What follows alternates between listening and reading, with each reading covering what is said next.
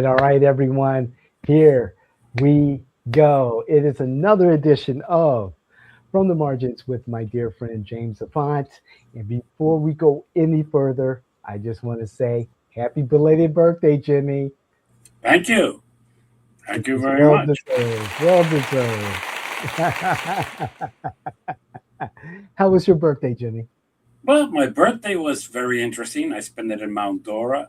I enjoy Mount Dora very much. For those of you who don't know it, it's a very interesting town that recently reminded me very much of Orlando. The mayor left, and they elected a new mayor and basically a new city council because there was a developer who had come in and tried to develop that area, and there was a fierce resistance from the residents of Mount Dora of that development, and uh, they cleaned house, and now the new people are what you would call anti-developers. It's kind Okay. of interesting that it's like, oh, am I in Orlando or am I in Mount Dora?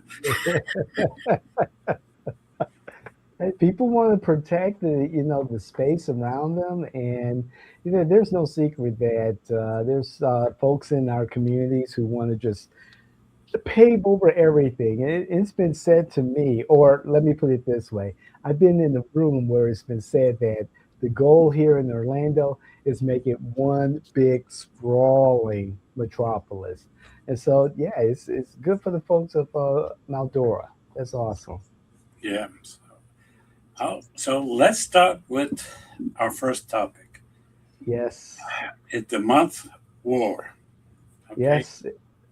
We've been at it for approximately a month now, and And the supposedly United, we're winning, but right? let me bring some things up. First of all, I think this is a war of choice.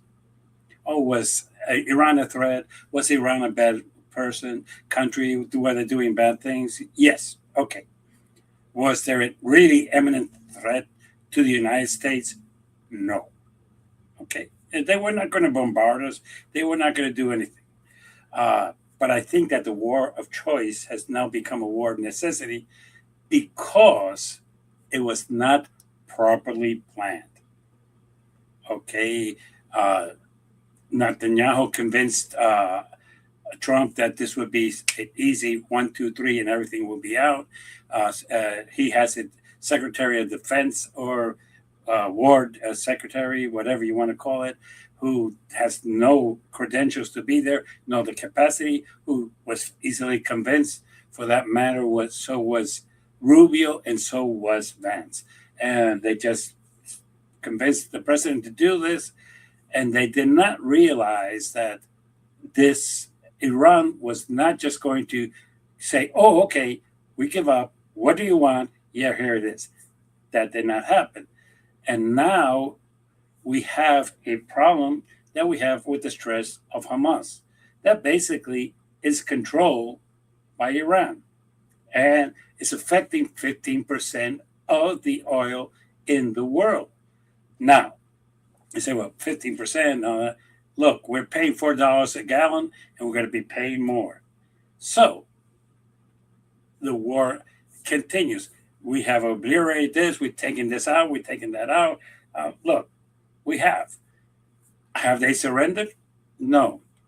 Are we going to put boots on the ground? Well, that's a good, interesting thing because a lot of Republicans have said in Congress that if he puts boots on the ground, they're going to intervene. They're going to have a problem. And if we do, we're going to get a lot of dead people coming back. Okay. And again, this was a war of choice. We were not really threatened. And at this point, we have this. The second thing, we have shown what Donald Trump has accomplished. And I want to congratulate him. He has accomplished that the rest of the world doesn't like us anymore. Now he said, well, I started this war. I didn't consult you. I didn't ask for your opinion. I didn't ask you to join me. But Mhm. now that there's a mess and the stress, I need you to come and help me out. Well, the rest of the world has said, no, it's your war. You started it with Israel. You finish it and you do the cleanup. We're not going to do the cleanup for you. Uh, some people think that that's wrong. I think that it's basically, did you ask me for my help before? No. Now you want me to come and clean up your mess? No thanks. That's their response. But here is what I call the hypocrisy of this war. Okay. I'm a Democrat, a registered Democrat, who has the guts, different from most of you MAGA people, to criticize my own. Barack Obama fucked up when he threw Mm. the red line in Syria and said that if they use chemical weapons, there will be an intervention. Well, Okay. there was chemical weapons, and he did nothing. That was wrong. He lost credibility over that, and the Republicans, Lindsey Graham, and Donald Trump, and all of them criticized him for doing that, and they were correct. He fucked up. So, Donald, lets me do you return the favor. You sent last week a uh, tweet or text or whatever you want to call it in your new social media, saying that if Iran doesn't fully open the stretch of Hamas uh, without threats within 48 hours, this exact point of time, the United States will hit and obliterate various power plants, starting with the biggest one. It's kind of interesting. He doesn't even know which the biggest one was. That he could say this because it's the biggest one. He has no idea of what he's talking about. Now, the 48 hours have passed. And what did he do? Different than Obama. He lied. And he said, hey, I'm not going to do anything for the next 5 days because the Iranians are in negotiations with us, and we submitted 15 points to them, and there are basically negotiations, so I'm not going to do this. The Iranians answered as follows. There's no negotiations. And by the way, don't send your son-in-law and that other guy over here because we don't want to negotiate with him, but you can send J.D. Vance and we'll negotiate with him. By the way, the hostilities continue from Israel, continue bombarding, and so did the U.S. The only thing they didn't do is hit the power plant, and we all know that the bombardments from both sides have continued, and the stress of Hamas is still closed. And by the way, now the other stress on the other side has been closed by the Houthis. So, Right. yeah. So it's basically the war is on, and for those of you who do not understand this, I'm going to make it simple. Obama blinked and failed. Trump threatened and didn't follow through with his threats. He hasn't. At this point, the question is, what is plan B to finish this war? Because if you think that just because we bombarded their places that Iran is out of the picture, that was done many years ago in the 80s, and they came back. Look, Russia has promised to give them missiles. So has North Korea promised to give them missiles. So and China has promised to give them missiles. So basically, it's a matter of time. Do they still have missiles? Well, it's kind of interesting. We took them all out, but they found some way to take out Israel and Tel Aviv with missiles, which supposedly they had none, but they did. Right. And by the way, they have allies that are bombarding Israel, not even from Iran, but from other countries. Lebanon. So basically, at this point of the question, if you feel that the U.S. is one, you're full of shit because we haven't. We have bombarded them? Yes. We have taken away some of their powerful weapons? Yes. Have they surrendered? No. Have we occupied the government? No. Have we changed the government? No. What have we accomplished? We have bombarded the shit out of them. Other than that, the government is intact, and we're still fighting each other. I mean, maybe we're bombarding them more than they do. It's like that fight that you had as a kid. You got slapped 5 times and you slapped back once. And you felt good about that one slap back. That's how the Iranians are feeling right now. Yes. The truth of the matter is that this war has increased the price of oil, has pissed off all our allies, has basically made rich Russia because we took away the embargo from their pledge. They're making money. They're making money. They're making money off this war. So let's stop pretending. Right now, the president has lifted the Jones Act that about ships coming Right. in and out of the United States, which has made other countries rich too. So at this point, the question is going to be: do you really feel safer? I don't know because I never felt threatened by Iran. I'm going to be honest. Well, maybe some of you were, and I'll respect that. I don't feel safer. Do I think that the United States people are going to put up with this? Look, if the and I'm not a person of surveys, but it makes sense that 75% of people think that this war is costing us in our pocket economically and are not in support of it.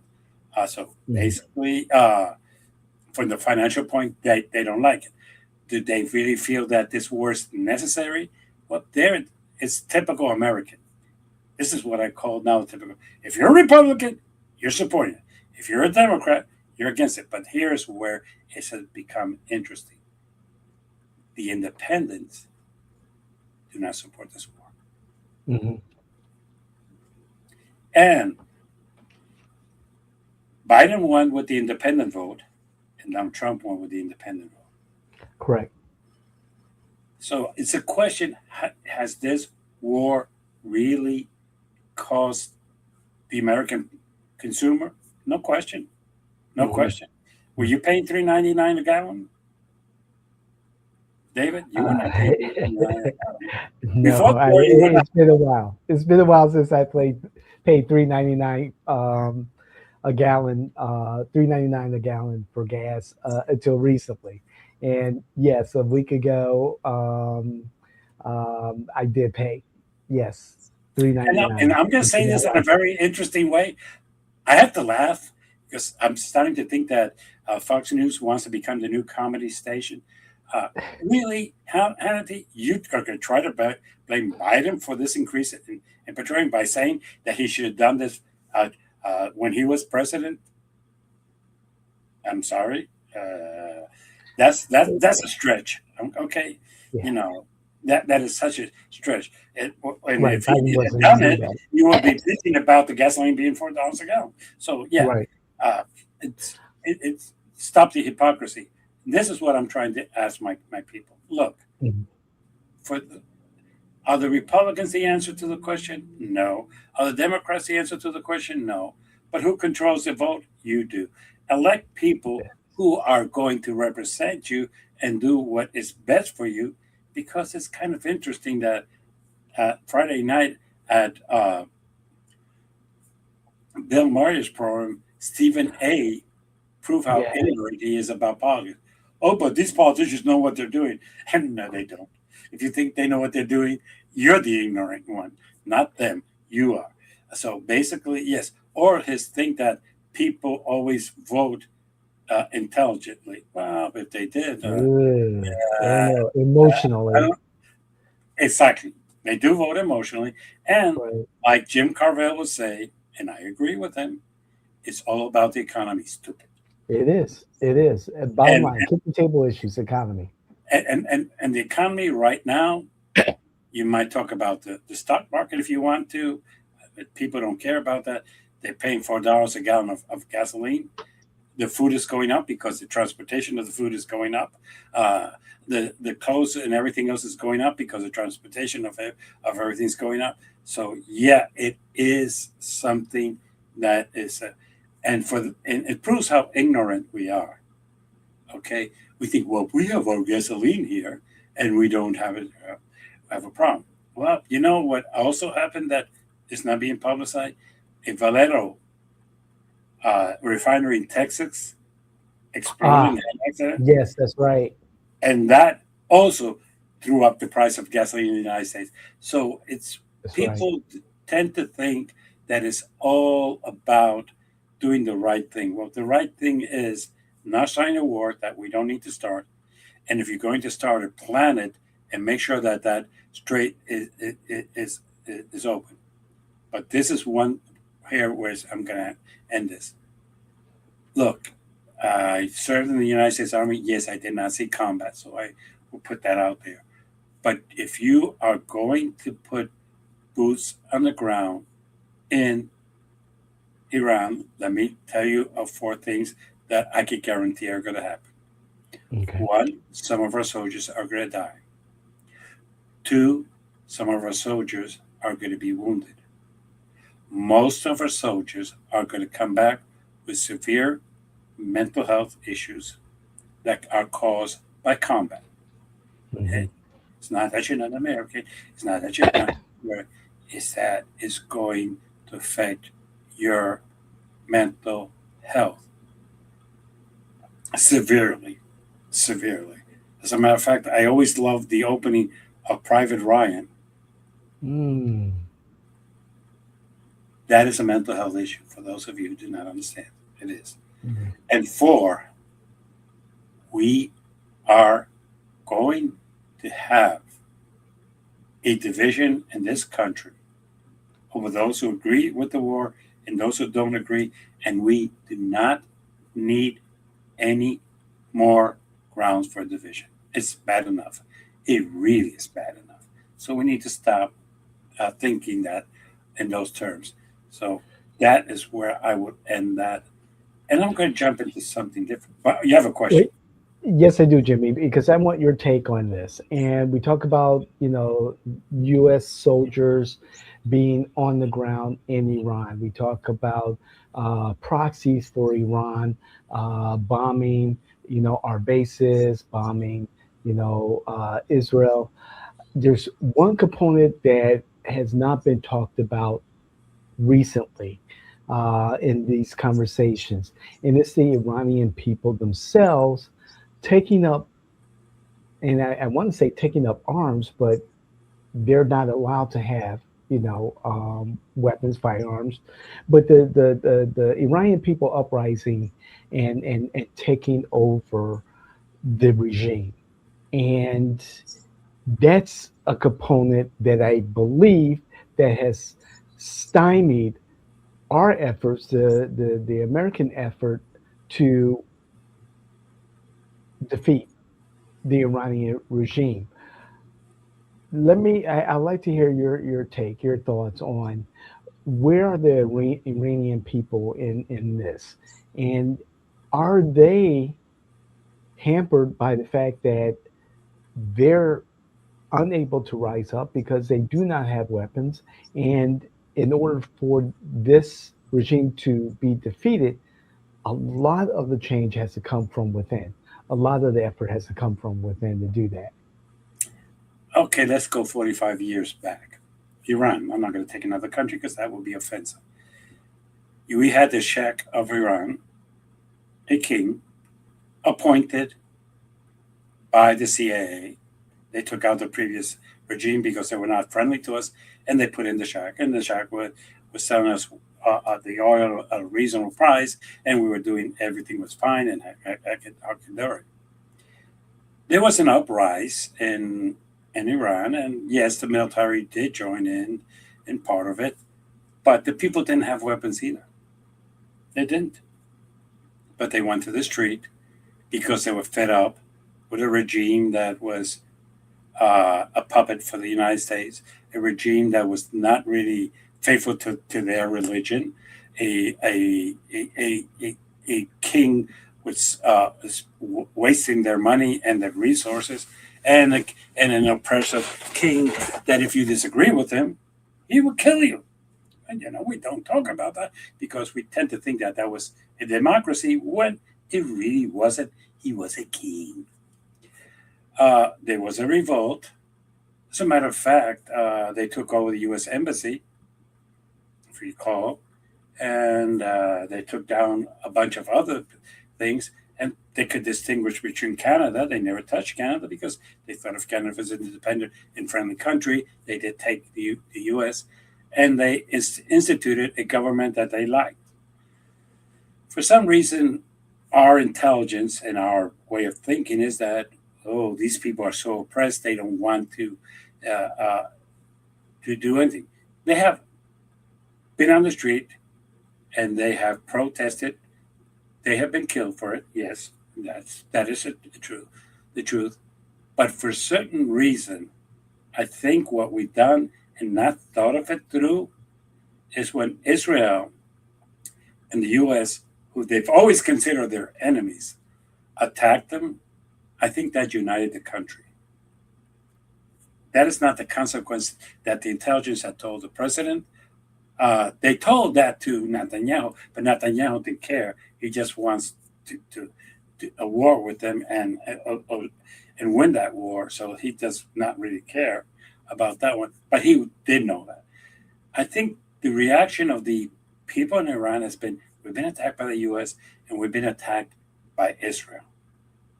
They want to liberate us. They want to kill us. And by the way, they're killing civilians as well as they're killing military people. And have killed our leaders. And they're trying to tell us that they want to implant in here a type of government that we may or may not agree with.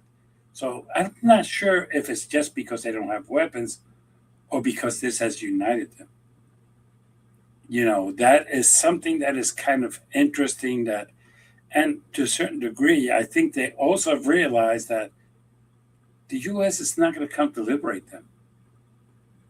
They didn't do it in Venezuela. They just took out Maduro, and they left the rest of the bad government there. So they're thinking that what Trump is going to say, oh, give me a couple of towers that I could put tourists in, and give me a couple of $1 billion in a bank, and I'll let you alone.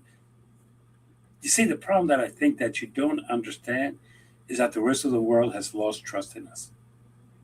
So I think that when we think that they were going to revolt against the government, they might have. But coming from Israel and U.S., who are their enemies, and let's put it this way, they took out the U.S. influence in the 80s when they threw out the Shah of Iran. They did. So I'm not sure if we're thinking that they think us, the United States, as a reliable ally. Look, right now, Donald Trump has succeeded. Nobody trusts us. Nobody trusts us. Do you really think that the people in Iran think that if they overthrow their government, that they can count on us? Because they know they can't count on Israel. Let's stop pretending this. They know they cannot count on Israel. Israel is they both hate each other. It's mutual.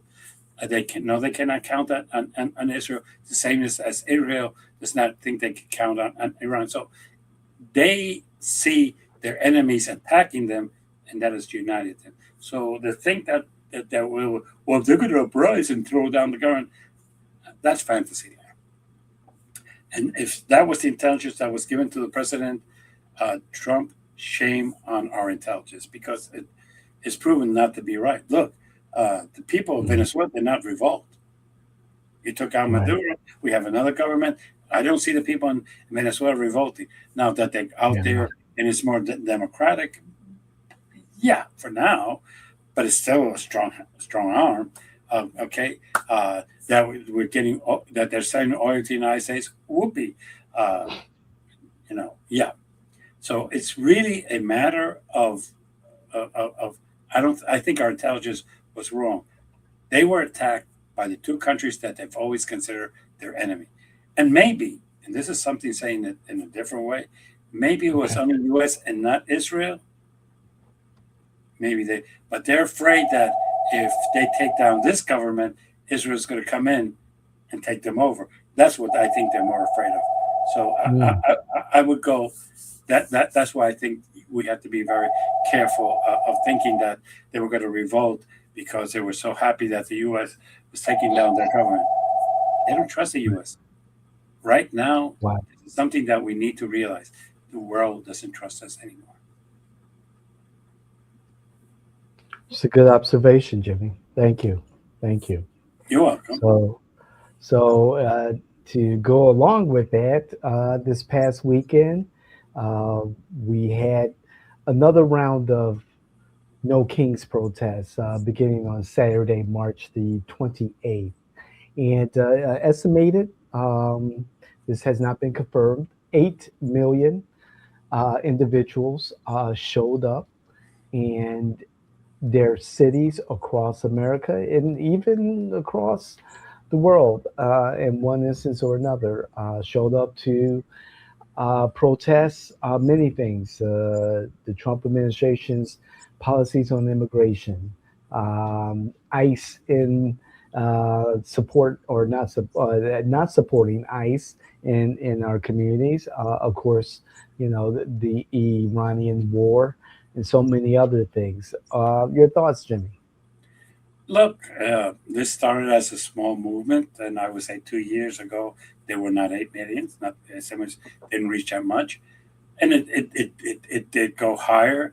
And it's I Mhm. think, look, to say that the American public is happy with Donald Trump, there is a group. I'm not going to say there isn't. There is a very small group because it's being reduced. I mean, we know that independents have abandoned Donald Trump like there's no tomorrow, and the MAGAs are still there, but there are MAGAs who will abandon him if he puts troops in Iran. There's been at least I could tell you about 12 congressmen who have said in their tweets, if he puts troops on the ground, we're going to bring it to Congress to stop this war. And those are Republicans. And if those 12 Republicans vote for it, and Democrats vote for it, yes, they'll stop the war. This is the Right. issue that we need to understand. This is something that the people are not happy with. They're not happy with it. And look, if and this is something that I'm going to throw the question out here. Do you think it's only 8 million people? I just because I know a lot of people who did not go to these manifestations, did not go to these events, did not go to these protests or whatever you want to Right. call them, who agree with those people. Sure. So I would estimate that this is more in the 20 or 21 million. I've always said that if you have in a political rally 50,000 people, that you could duplicate it by 10 because of the limited space or because some people just don't want to be in the sun or some people don't want to be seen or okay, so yes, it is significant. And with that, I'm going to jump into something that people do not understand. Okay. The third theme of today is the Democrats' special election wars. Okay, ever since Donald Trump took effect in 2025 to present, every special election in this country, not in Florida, in this country, has been won by a Democrat. To say that the Democrats have more push, that they're more eager, that they will go out to vote, and God knows that they're doing it without a good Democratic Party machinery to do it. This is what really scares me. That if the Democrats ever get their shit together to get out to vote, it could be even worse for the Republicans. But they've done it. Look, I'm in Florida. I will tell you right now, the Florida Democratic Party that had very little to do with the two victories we just had. Yeah. And the House victory, the Senate victory had even less to do with it. This was uh, roots on the and boots on the floor and the hard work. Now, for those of you who are going to call me or send a comment and say, Jimmy, but that area of Mar-a-Lago used to be Democrat. Yes, but when they redistricted it in 2020, they made it more Republican to make sure Right. that the president always lived in a Republican district. Well, he still does in numbers, but he still Sure. lost in reality. And this is the problem that we have to understand. A disorganized, disoriented, and not knowing what their plan is, A, B, or C, Democratic Party in this country has won every special election since last year to present. If they ever get their shit together, it's a wipeout. And I mean that Hmm. seriously. Wow. That's a hell of a prediction. Well, they would. Look, would you agree with me that the Florida Democratic Party House victory had nothing to do with the victory in Oh, I here? I agree. I think it was. like-minded Republicans who helped the victory for Gregory and for the gentleman in the Senate District 14 race. I agree. I I agree with what you're saying. There were Republicans. It was a robust turnout considering the special election, about 23-25% turnout, and some of those Republicans voted with Democrats to, you know, for the Democrat candidate in both campaigns. And that is scary because you had Republicans voting for a Democrat. Okay, Yeah.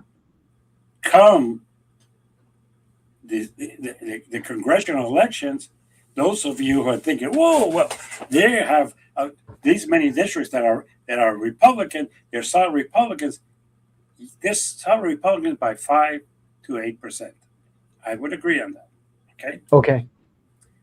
but if Republicans stay home or Republicans 4 or 5% start voting Democrat, Right. and the other part that we do not see in this equation, this has been my prediction.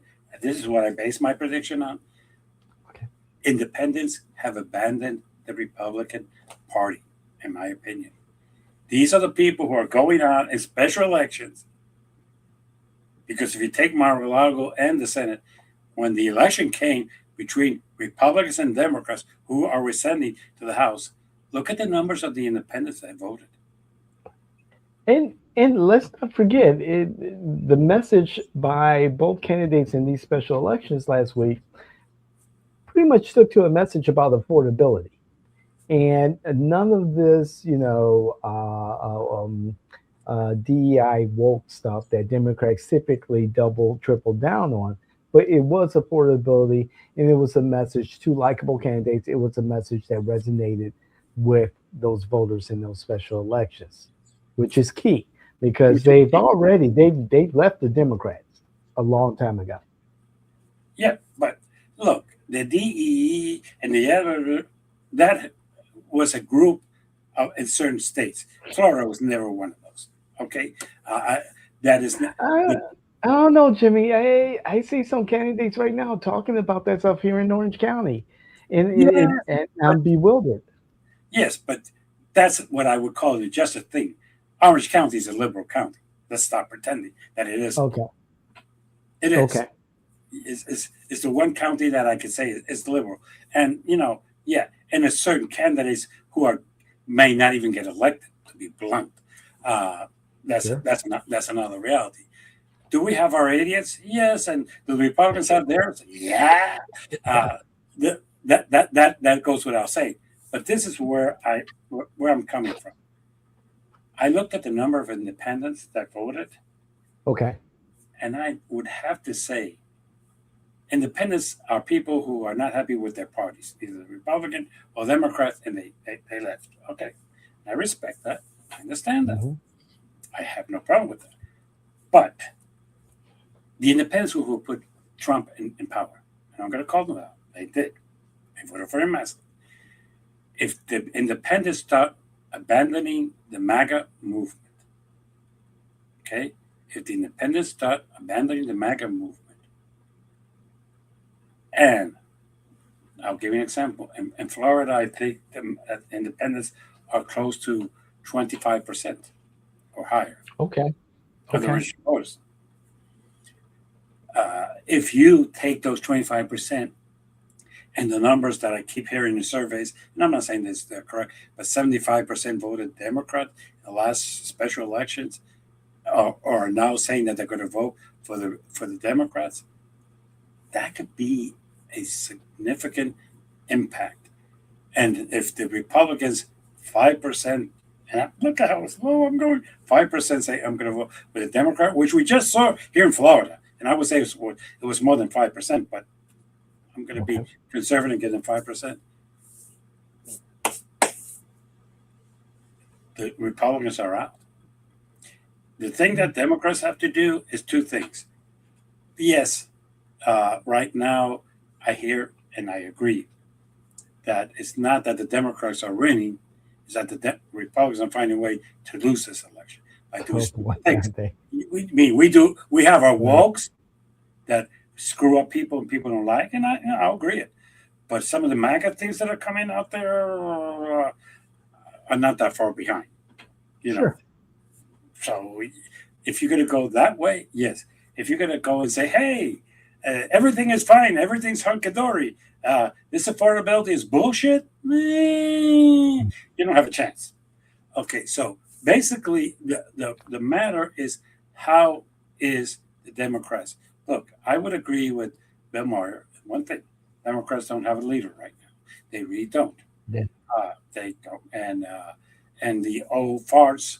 Some of them are quitting, but then you have a James Clyburn, who is in Oh '90s, who still wants to run, and but then you God. have Stacy Hawley left, and so did Nancy Pelosi. Damn. So Yeah. you gotta have new blood there. But then you have other people like Yeah. the crazy lady from California who's in the '90s who starts talking to us about herself in the third person. Yeah. Uh, Waters. yes, yeah. I just say I don't. All I have to say is what she does, and you go, yeah. So yes, you have your problems in both parties. The question is who's going to become the leader of the party, and I'm going to give you one last one. Sure. All politics are local.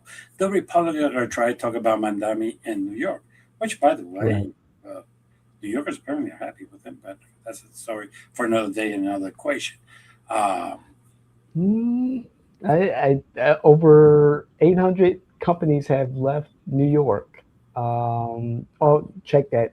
300 companies was the stat that I've seen. And about but of the with all due respect, we're politicians and we get people elected. Companies don't get people elected. yeah, good point. Mandami was outfunded. He had the Democratic establishment with Cuomo. He had everything against him, and the people voted for him. And right now, that's why I say the people appear to be happy with him. The corporations, Good. yeah. But then again, you know, who would corporations don't vote? For those of you who are thinking about running and thinking about taking money from corporations, yeah, take their money, and that will help you and make life easier for you to win an election. But they don't vote. At the end of the day, they don't vote. Or my all time favorite. I went to the Winter Park Art Festival this year. Yes. The people gathering petitions, Oh, and three-quarters of the people say, "I'm not from Orange County," yeah. but they have paid people there to gather petitions. You know, And every year, Jimmy, you tell these folks, don't do it. It is a waste of time and resources. Every year you bring up this example. and they do it anyway. But hey, that's they still don't learn. But going back to this, the phenomena is look. Normally, the president loses the House. Obama lost it. Bush lost it. Clinton lost it. Uh, it's a tradition. It's more of by how many. And right now, if we're going to be honest, Mhm. the it's a majority of two. Right now, you have Yes, 36, 36 Republican congressmen have said we're not coming back. We're retiring. This is crazy. that's right. This is not a way to govern. We're out of it. Okay. You have 21 Democrats Mhm. now. If the Democrats run some people who talk about affordability, talk about the things they want to talk about. Look, it's nothing wrong in our party talking about your faith. I really, for those of you, if that's something important in your life, talk about it. That's fine. Okay, Okay. But talk about how you're going to make people's life better. Okay. Because that's right. that is crucial. Talk about what you think is fair. That you know that you don't think it's fair for the government to be spending $2 billion a day in a war, and tell you that they cannot spend $200 billion in your health insurance. Yeah, that's a fair statement. It is a fair statement. Right. That now the Department of Defense or Department of War, excuse me, is asking for $200 billion to pay for the war in Iran, but there's no money to pay for your health insurance. That's a fair point to bring up in a campaign. So yes, I would agree. It's time that we start talking about that. But yes, the Republicans are going to have an uphill battle, particularly with their leader, because they cannot make their politics local anymore. Hmm. They have to follow a line that comes from Washington. And if your politics are not local, you will lose. But do we have any comments? We do. We have a couple. However, you made me think, Jimmy, and I've got two quick questions for you. Sure. First, is this wave that we're seeing here in Florida, the wins in Senate District 14 and also House District 87 recently, is this sustainable for the Democrats? That's the first question. Yes, because it is caused by the voters. It is Hmm. sustainable because it's not only in Florida, it happened in Texas, if you remember recently, and it's happened in other states, Hmm. because right now you have Republicans voting for Democrat candidates, of course, as we saw here and in Texas. You have Democrats very motivated to go out to vote, and you have independents abandoning the MAGA movement and voting Democrat. So it is. The only thing that could screw up and make them lose is if some idiot decides to go woke on us, or some idiot decides to go kind of too much to the left. Right now, that has not happened. So anybody who stays in the center and runs as a Democrat is going to win. Because, with all due respect, this is the other thing I'm relying on. Okay. The Republicans are going too much to the right. We don't talk about that. It's bad for the Democrats to go too much to the left, but the Republicans are going too far to the right. And Mm. people, what if you're going to talk about middle for the Democrats, but the Republicans go all the way to the right? That gives us an advantage because the only person in the middle is a Democrat. Okay. And my second question, Jimmy, there's this prospect of a redistricting of our congressional districts here in Florida. A committee has been formed by the governor. Would it be wise for the governor to proceed with this redistricting of our congressional maps, considering the Democratic wins recently? No, it wouldn't be wise because it, if he says, I'm going to make, look, numbers, you and I are number guys, okay? Yeah. There's no way you could take the 27 districts of Florida and make them 12 points or more above Republican without making snakes. And that will probably be thrown down by the court because that you are doing something that is borderline. But let's say the Supreme Court, who's about to get their backbone because they're doing a couple of things against the president, and he called Sure. them stupid today. For those who you did not hear that, and that made some really strong points that really convinced the people in the Supreme Court to back him. But that's a discussion for next week. Uh, Oh and boy. and they make them that way. They are going to do it. There's the numbers are not there. If Mhm. you're going to make out of the 27, 25 with 5 to 6% over, you might lose half of them. And I'm going to Mhm. say that seriously. It would have to be over 12% Mm. each district, and the numbers are not there. It's not correct. Hmm? Well, I know that there are some Republicans in the House delegation who are concerned that their districts will become that much more. What's what I'm looking for? Competitive. Thank you. Competitive. Yes. Yes. Don't And say that's that too often, but yes, competitive. I hate to say this, but if they're going to say, oh, we can make 25, you can mathematically, but it's going to be with a 5 to 6% average. Okay. Right. Yes, some might be 8 or 9, but you and I know that 5 to 6%, the way things are going lately, that if, let's say, in that 5 or 6% more Republicans than Democrats, but still the independents, and again, you have 5% of the Republicans voting for a Democrat, and you have a 5% of the Republicans say, I can't vote for this guy. He's a jerk," and if they don't vote, that's a Right. 10%, and that 10%, you're down. That's what I'm Mhm. trying to say. Uh, Number wise, if they know anything about politics, like you and me, a 5% district is a winnable district. Would True. you agree with that? Very true. I agree with you.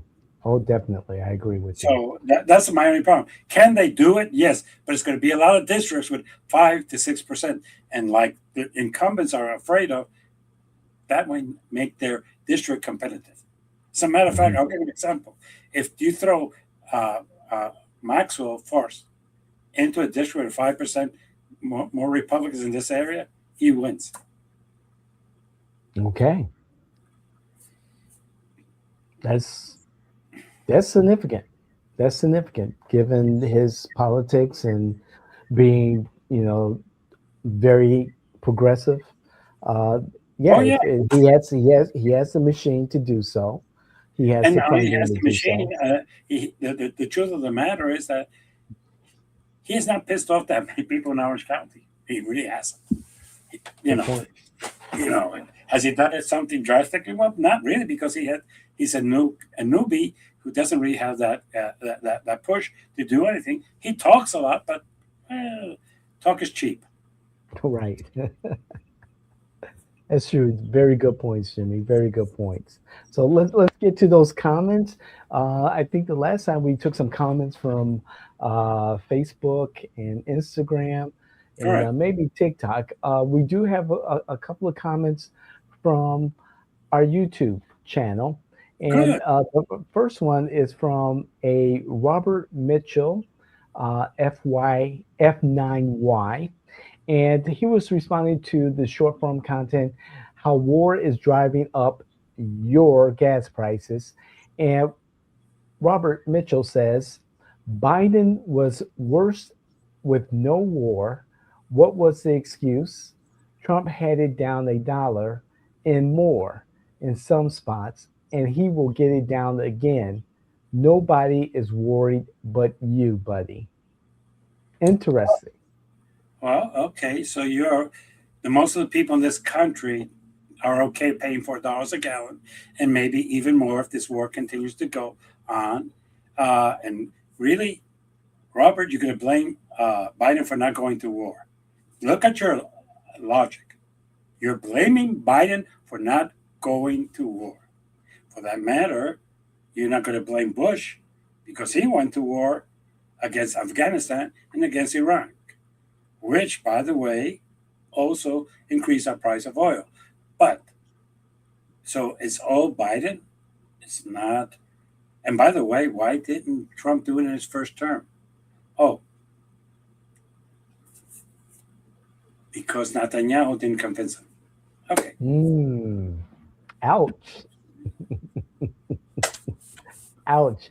We have another comment, and it's along the lines about gas. And it is another comment to the short form content, how war is driving up your gas prices. And this is from MPT7776. And so MPT said, let's see the government drop the gas taxes to help the people. I like that idea, Jimmy. What's your thoughts? I would love that idea, but at the same time, for how long? Hmm. Look, the government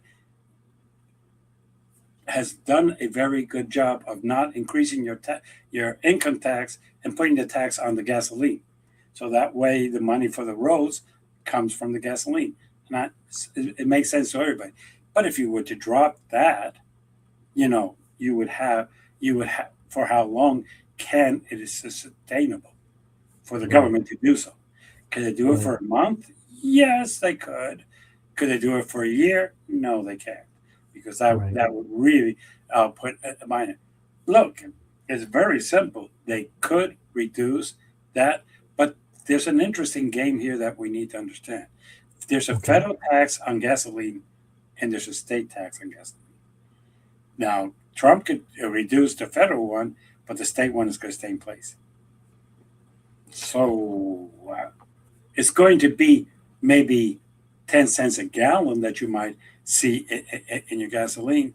And the problem is not only the taxes, is that even though the oil produced in the United States and sold in the United States is selling for $110 a barrel because of Yeah, what's happening in Iran. that's right. That's right. So That's yeah, what that part is we can't change that by just reducing the taxes. It would have an impact. I'm not going to say that, but this war is going to, and the thing. And by the way, this war is costing us, okay, 2 by 30, 2 by 30 is 60. What is Yep. 60? $60 billion $60 billion. up to now spending that war. $60 billion. And some of you bitch about spending on federal employees Mm. and on other federal issues. So this is going to be an interesting thing to come. So uh, it's going to take more than just dropping the taxes. Taxes will give you 10 or 15 cents a gallon tops, and Right. that will bring it from 3.99 to 3.75. Still Hmm. a lot of money. It is. It is. Compared to what we were used to not too long ago, before February 28th. So, Jimmy, to close out this episode of From the Margins, anyone on the Democrat or Republican side you want to call out? Oh yes. Okay, and I'm going to do this in a very fair way. Look, there's 21 people who have quit Congress. Nancy and Stacy, I congratulate you. Miss Waters and Mr. Clyburn, this is ridiculous. It's time that you find somebody younger, prepare them, and let them take the bat.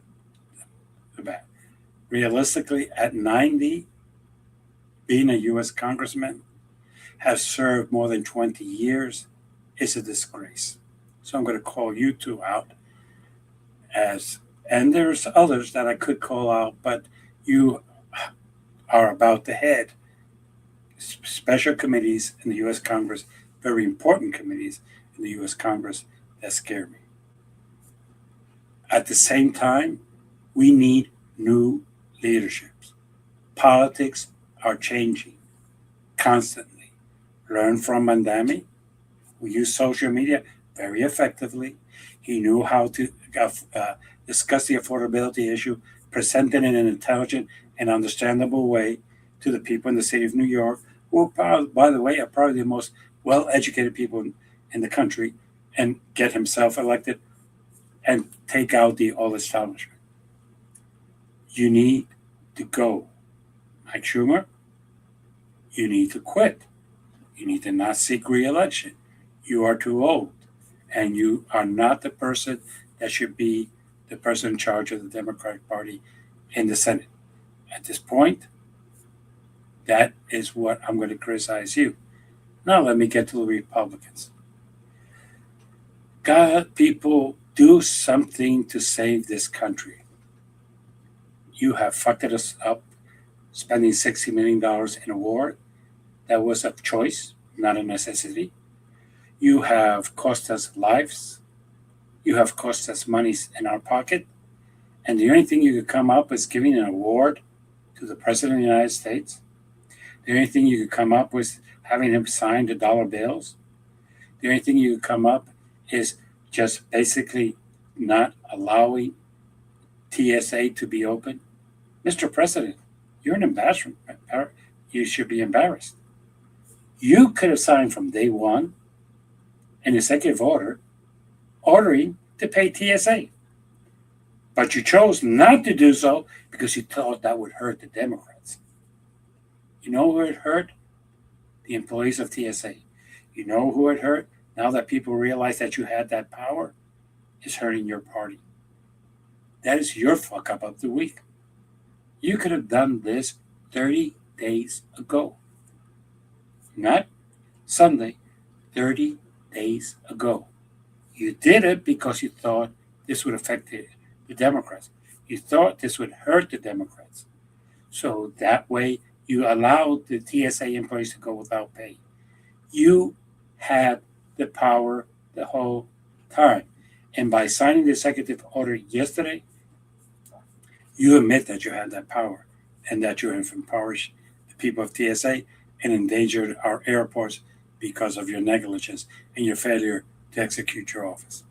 With that, I will see you all next week.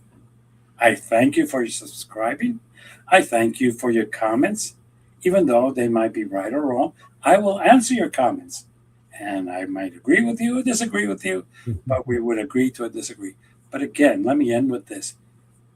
The enemy of this country is our division, caused by our politicians and by the algorithms of some of our favorite toys on our phone. So at this point, let's stop the bickering and let's save this nation. With that, I'll see you all next week. Take care. And I'll Thanks, see you. Jimmy. Oh. See you soon. Take care. Bye now.